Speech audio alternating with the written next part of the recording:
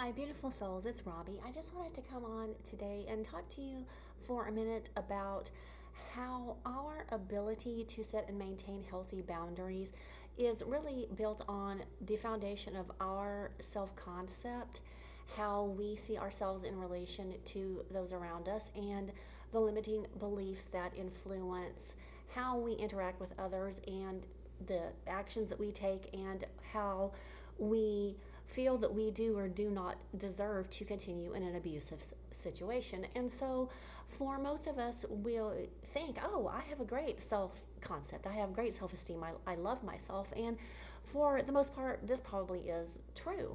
But you will notice if you start paying attention as you're confronted with bullies and abusers, or if you think back over times in the past that you've dealt with them, you had some kind of internal dialogue going on about the situation. And it could have been you were almost paralyzed with fear inside because you had an internal belief that if I stand up for myself, I will be punished. Or you feel like maybe you don't have a right to speak up because everybody else is right and you're wrong and you don't deserve it. Maybe you're afraid that if you establish a boundary, you will be rejected or abandoned, or I'll lose my job, people will hate me, it means I'm a bad person. Maybe you have a script running that nobody will love you if they see who you really are and if you stand up for yourself. There could be a jillion things, and usually probably layers of limiting beliefs that are actually governing how you interact with people and what you will tolerate from them. And so as you are thinking through situations where you would like to establish boundaries with abusers and bullies, take a minute to go within yourself and listen to what's going on in your head when you're thinking about what you're going to do. And think about, how do you feel? Do you feel fear coming up, or I can't do that because they'll hate me, or some other kind of a thought pattern like that? And that is what you will discover are your limiting beliefs. And some of them you may be consciously aware of, and there may be other things that start coming up as you are quiet and listen to yourself. You start seeing, oh, this is actually what I'm thinking, and where this is coming from.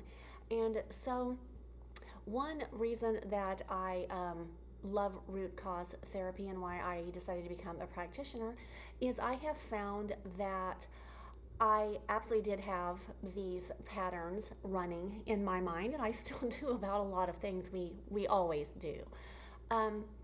But by being willing to be real and go into the hard work and understand this is what I actually think about myself in relationship to others.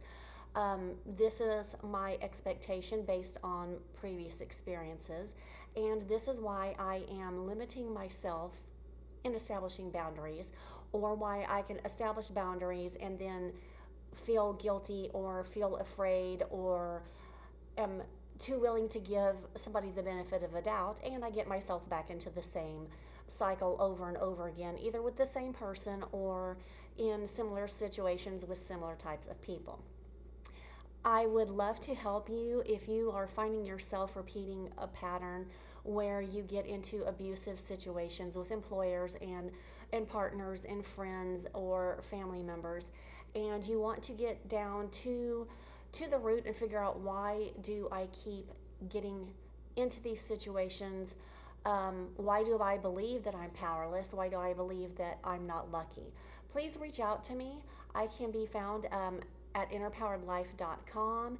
I would love to work with you and partner with you on your journey so that you can actually start building a foundation where you know that you deserve better and that you do have the power to stand up for yourself and to disconnect yourself from toxic situations.